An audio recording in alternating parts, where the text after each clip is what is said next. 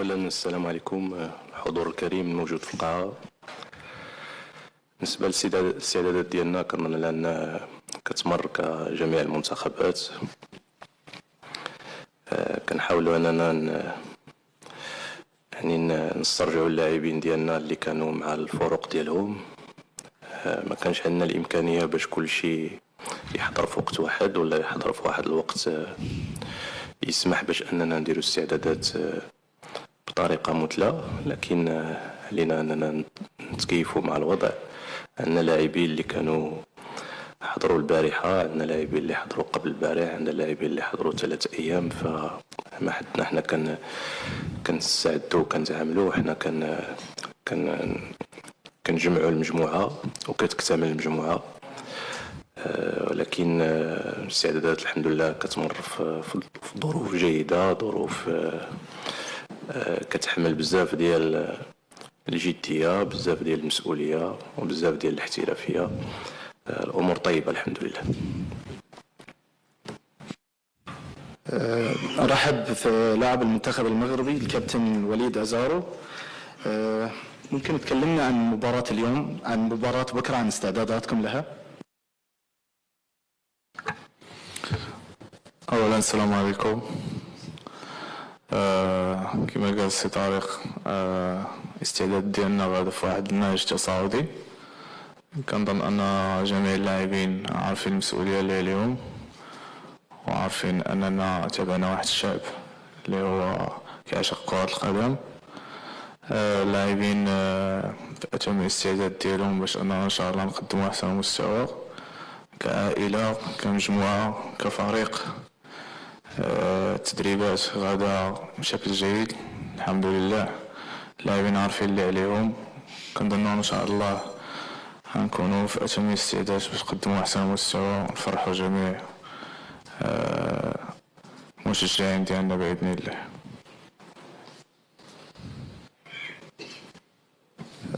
ناخذ فقرة الأسئلة. أي واحد نعطيه السؤال بس يعرف باسمه والمكان اللي هو فيه. تفضل.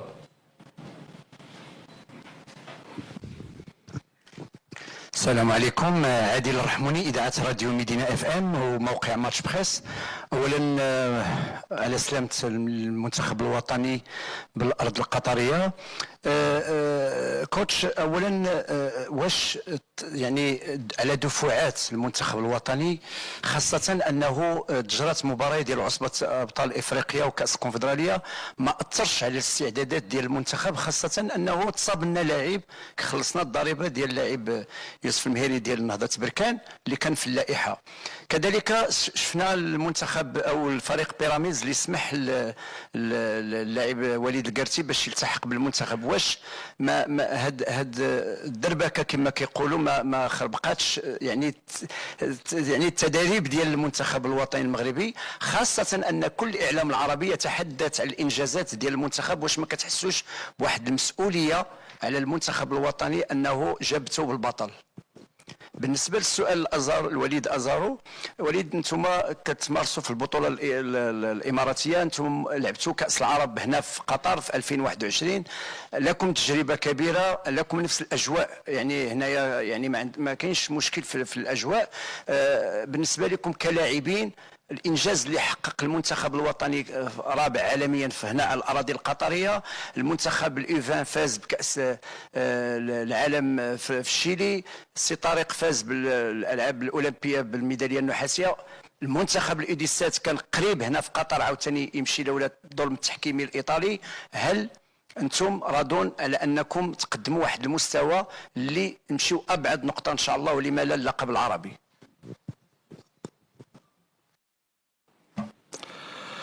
فأولا مشكور على السؤال ديالك.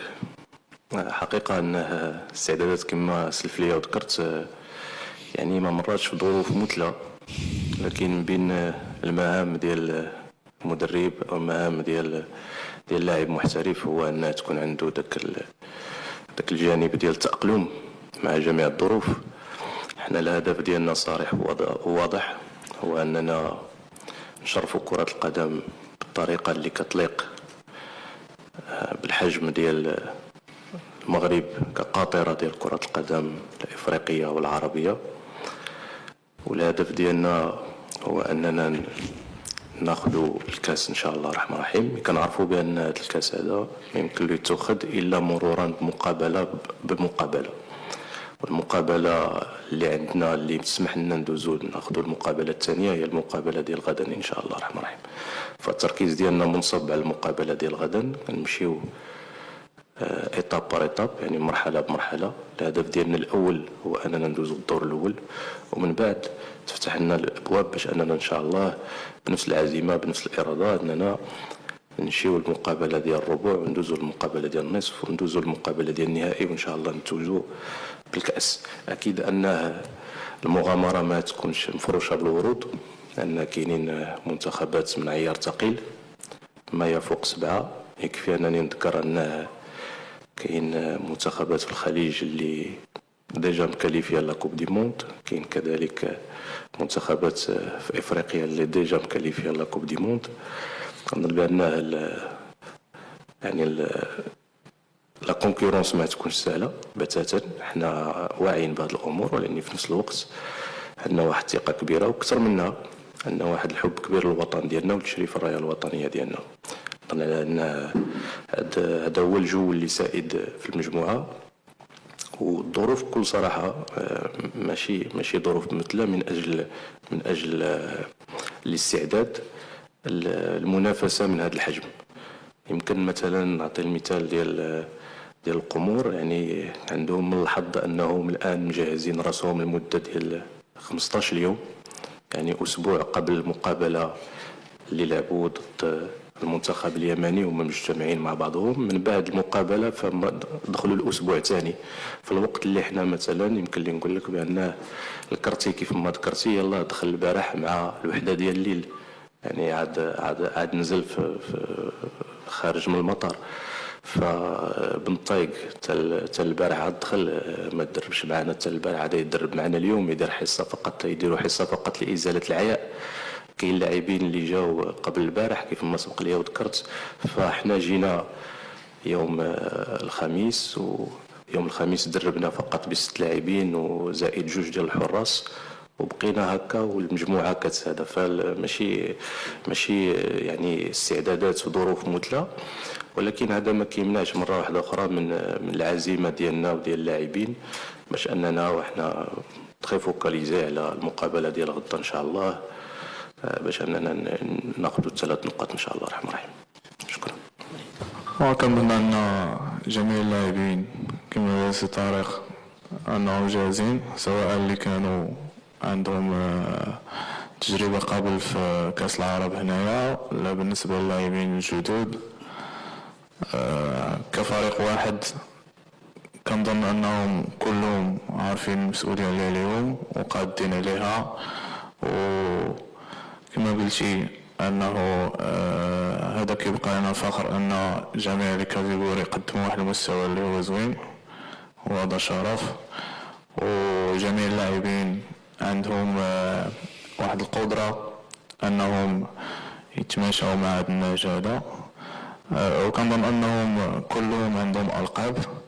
فهذا غادي يعاوننا ان شاء الله، وغادي يساعدنا باش اننا نقولوا الكلمه ديالنا، وفي الاول وفي الاخر نمشيو مقابله بمقابله كعائله كمجموعه كفريق. حتى حاجه ما غاديش تكون سهله، ولكن بالجهد وبالعطاء وبالاحترافيه ان شاء الله غادي نقدموا مستوى ونكونوا في الموعد باذن الله. تفضل. السلام عليكم. امين المجدوبي، جريده المنتخب المغربيه. كوتش طارق، بدايه نتمنى لك حظ موفق في نهائيات كاس العرب. بكل تاكيد اسهم مكاباتات كبيره في المغرب بعد التتويج ببطوله افريقيا للاعبين المحليين وبعد التالق في اولمبياد باريس. الان كيف تتعاملون مع الضغط للدخول للمنافسه على اللقب العربي؟ وما جديد الحاله الصحيه للاعب اشرف بن شرقي كسؤال ثاني. وبالنسبه لسؤال لاعبنا المميز وليد ازارو، وليد كيف تتعامل مع الوضع بعد حضورك لنهائيات كاس العرب معوضا ليوسف ميري؟ شكرا. شكرا على السؤال ديالكم. بكل صراحة يعني الضغط فهو يعني عبد ربي واحد 15 سنة كلاعب محترف في أعلى المستويات. الآن راني وصل 15 سنة كمدرب. وفقني ربي أن يكونوا الاثنين لحد الآن فضل من الله. وفقنا الله أن يكونوا ناجحين. لكن ما نكذبش عليك بأن هاد الجوج الأشياء اللي ذكرتي، لا التألق في الأولمبياد ولا التألق في الشان، فكيجعل أنه يكون ضغط، ولكن ضغط من باب المسؤولية ماشي ضغط سلبي. فالضغط اللي كاين هو أننا يعني كنعرفوا حق المعرفة شنو كينتظرنا. الضغط اللي كاين هو أننا خصنا نكونوا في الموعد. الضغط اللي كاين هو أننا خصنا نكونوا عند حسن الظن. الضغط اللي كاين هو أننا كنعرفوا القيمة ديال الراية الوطنية. الضغط اللي كاين هو أننا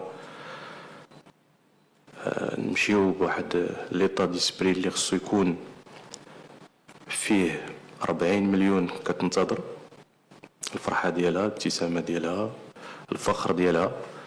فمن باب المسؤولية كاين الضغط، وضغط اللي إيجابي ماشي ضغط سلبي، اللي كيعطينا واحد لو درايف باش أننا نعملوا بجد ونعملوا بجهد ونعملوا بتفاني من أجل أننا نوصلوا للمبتغى ديال هاد لأن الاختيار باش تكون على رأس منتخب وطني أو باش تمثل كلاعب المنتخب الوطني فهو ما تيتعطاش لأي واحد.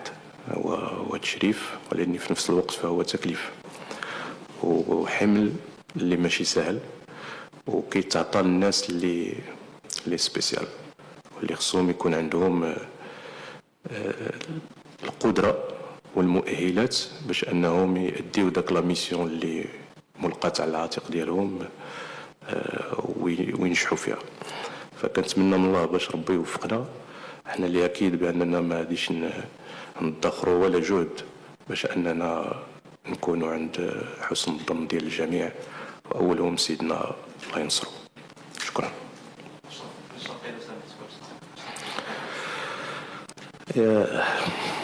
للأسف حتى أشرف بن سرقي عنده اون بليسور اللي غادي تحرموا باش يلعب أكيد المقابلة الأولى والمقابلة الثانية. مازالين كنتأكدوا من لا غرافيتي الصعوبة ديال لا بليسور ديالو، لكن هو كذلك على غرار لاعب آخر مهم اللي فقدناه من قبل واللي هو مهري. فهذه من الأشياء اللي كنا يعني ماشي فقط الطريقة ديال الاستعدادات قبل أول مقابلة اللي كان اللاعبين كانوا كيمشيو يلعبوا مع الفرق ديالهم واللي كانت كتنتج عليها العياء. كاين لاعبين اللي لعبوا في جنوب أفريقيا، كاين لاعبين اللي لعبوا في زامبيا، كاين لاعبين اللي لعبوا في نيجيريا. فعلى بعد 3 أيام أو 4 أيام من أول مقابلة فصعب كثير.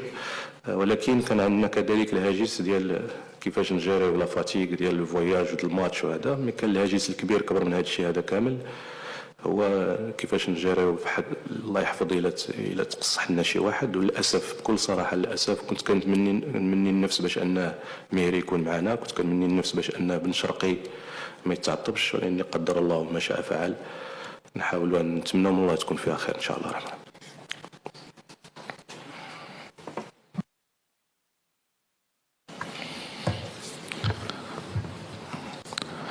بالنسبة للسؤال ديالك، كما قلنا في الأول أنه احنا بدينا كمجموعة واحدة كفريق واحد.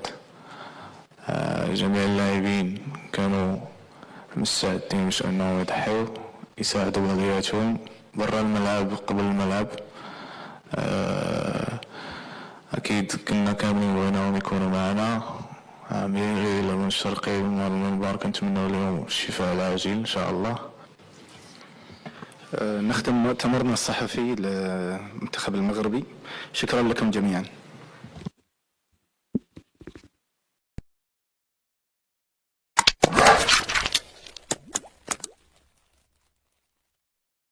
تشهد الجولة 13 من منافسات الدوري الإيطالي الممتاز صداما قويا ذلك الذي سيجمع على أرضية ملعب الأولمبيكو بين نابولي ومضيفه نادي روما. وفي هذا الفيديو سنوافيكم بالموعد والتوقيت القنوات الناقلة لهذه المقابلة.